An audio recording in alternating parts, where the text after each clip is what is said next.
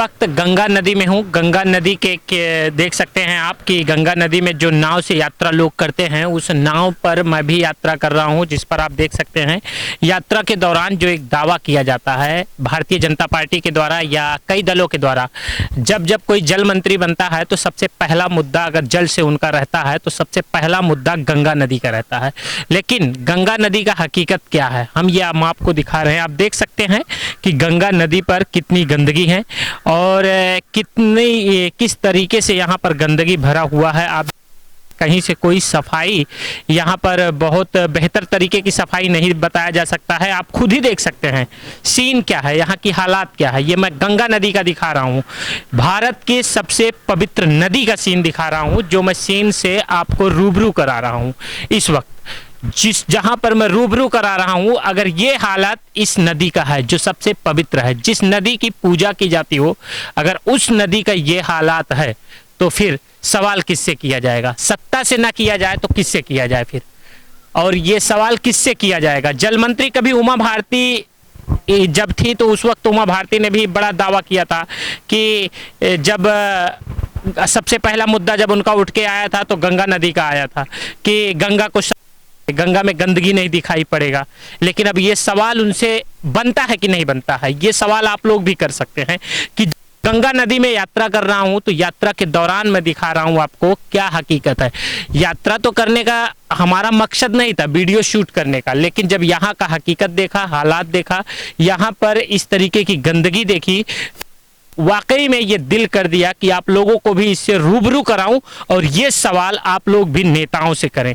अब हम थोड़ा सा जो हमें यात्रा करवा रहे हैं उनसे भी बातचीत करेंगे, जिनसे हम बातचीत करेंगे। काफ़ी मेहनत से हमें उनके पास तक पहुंचना पड़ रहा है और हम आपसे जानना चाहेंगे कि इस गंगा नदी तक यहाँ तक कोई नेता आता है कि नहीं आता है? साहब यहाँ नेता कोई नहीं, कभी कभार आते भी हैं तो अपना देख सुन के चले जाते हैं। नेता चले जाते हैं जी, यहाँ नेता नहीं आते? यहाँ नहीं आते। तो सफाई के लिए यहाँ कुछ पैसा वैसा आता है? नहीं साहब, कुछ भी नहीं आता है। वो एक चौकीदार है, वो सफाई करता है, उसको भी कुछ नहीं मिलता। चौकीदार को सैलरी कुछ भी नहीं मिलता। वो तो ये नहाने वाले हम आप यात्री आते, वही जो भी 10-5 रुपए दे जाए उसी से अपना गुजारा करता है। चौकीदार को जी, यानी चौकीदार को कोई पैसा नहीं मिलता? कोई पैसा नहीं मिलता।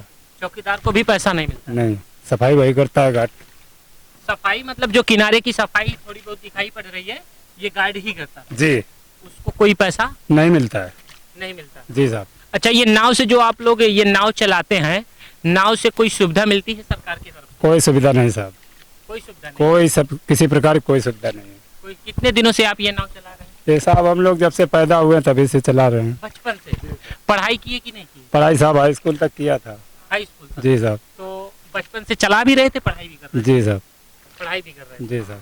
तो फिर ये नाव आप बचपन से ही जब चला रहे हैं तो लगभग ये मान के चलेंगे कि जब आप शुरुआत किए थे नाव चलाना तो एक यात्री को इस पार से उस पार पहुंचाने में कितना पैसा लेते थे? उस समय साहब 50 पैसे मिलते थे मात्र। 50 पैसे? जी साहब। और इस समय 10 रुपए मिल जाता है।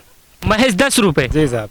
तो दिन भर में ऐसे कितने यात्री मिल जाते हैं? अरे यही साहब 10-5 यात्री मिल जाते हैं, बाकी कोई ज्यादा थोड़ा मिलते हैं। 10-5 यात्री? जी साहब। तो फिर कैसे रोजी रोटी कैसे? रोजी रोटी साहब अब ये रेती रोजगारी आ रही, इसी में जो भी कर लेते हैं, तरबूज खीरा ककड़ी उसी के सहारे रहते हैं सर। अच्छा, इसी नदी के किनारे जी साहब तरबूज खीरा ककड़ी कर लेते हैं? जी साहब। तो ये नदी का जो खाली है उधर जो मतलब बलुई मिट्टी है उसी पर सर। अच्छा अच्छा, बलुई मिट्टी तो यहाँ से काफी दूर है और हम आपको दिखा रहे थे, ये हकीकत है जो हम आपको बता रहे थे। हकीकत ये है कि एक मतलब नाव चलाने वाले को कितना पैसा मिलता है, ये मैंने हकीकत दिखाया। साथ में कहाँ से सफाई होती है ये भी हकीकत दिखाया। सिर्फ जो एक भाषण दिया जाता है, एक भाषण के साथ ये एक पेश किया जाता है कि मैं दावा करता हूँ, मैं साफ करूँगा, मैं गरीबों का सहारा बनूंगा, लेकिन ऐसा कुछ भी नहीं है। हकीकत क्या है ये अब मैं आपको रूबरू करा रहा हूँ कि उस चौकीदार से मुलाकात कराऊंगा। चौकीदार जी हमारे साथ में, आप देख सकते हैं कि गंगा नदी की जो सीढ़ियाँ बनी हुई हैं, सीढ़ियाँ की जो मिट्टियाँ हो गई हैं, कई प्रत मिट्टियाँ हो गई, 1 2 3 4 कई सीढ़ियों तक चली गई। जब सीढ़ियों तक हो गई तो अकेले ये फावड़े ले करके गंगा नदी में पुनः रहे हैं ताकि यहाँ की खूबसूरती बरकरार रहे और जो स्नान करने के लिए आए वो आराम से यहाँ पर स्नान कर लें और गंगा नदी से जो आशीर्वाद लेना हो वो आशीर्वाद लेकर के अपनी सफलता की ओर बढ़ें। लेकिन जो इतना सफाई गंगा नदी का कर रहा हो, उसके लिए सरकार के को कुछ करना चाहिए कि नहीं करना चाहिए, कहाँ तक लाभ मिल रहा है, हकीकत हम उस चौकीदार से ही बात करने के बाद बात करेंगे। सबसे पहले तो हम आपका ताऊ जी नाम जानना चाहेंगे। राम स्वरूप। राम स्वरूप, कितने चौकीदार हैं, कितने दिनों से यहाँ सफाई कर रहे हैं? 30 साल हो गए। 30 साल से? कितनी उम्र है आपकी? अब उम्र साहब 50-60 तो हुई है। 50-60, यानी 30 साल से सफाई कर रहे हैं। अच्छा, कोई नेता होता आता है यहाँ? आवत है ना, धो के पने चले जाते हैं। चले जाते हैं।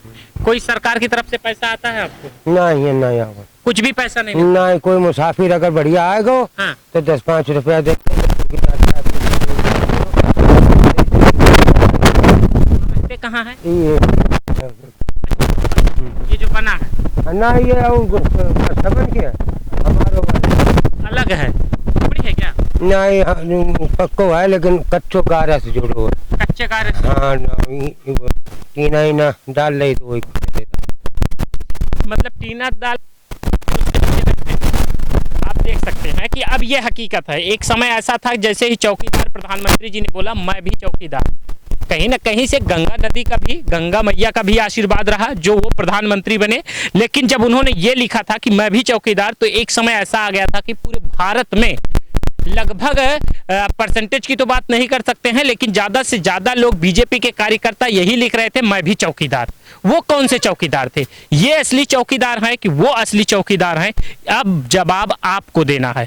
यानी जो भी वीडियो देखे वो नीचे जरूर कमेंट करें कि असली चौकीदार कौन है। क्या वो फर्जी चौकीदार थे या असली चौकीदार ये हैं जो पतले के नीचे अपना जीवन यापन कर रहे हैं, 30 साल से गंगा नदी की सफाई कर रहे हैं। नतीजा ये है कि एक भी पैसा इनको नहीं मिल रहा है। आखिर ये बड़ा सवाल है सरकार के लिए, कब आएगी सरकार गंगा नदी के मुद्दे को लेकर सामने और कब करेगी सफाई, कब मिलेगा इनको भी सैलरी? ये बड़ा सवाल बना है। लगातार बने रहिए आप हमारे साथ। कैमरामैन अशरफ के साथ अकरम हाशमी, नमस्कार। सब्सक्राइब करिए हमारा चैनल लोक समाचार और बेल आइकन दबाना ना भूलें ताकि लेटेस्ट वीडियो सबसे पहले आप तक पहुंचे।